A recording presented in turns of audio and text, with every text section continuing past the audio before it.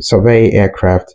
An area survey is the process of collecting images, data, and measurements from the air using drones, airplanes, or helicopters.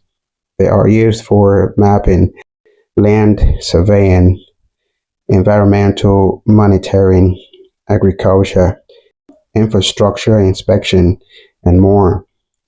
The aircraft is equipped with three geophysical instruments which measures the magnetism, radioactivity, and conductivity of the Earth below.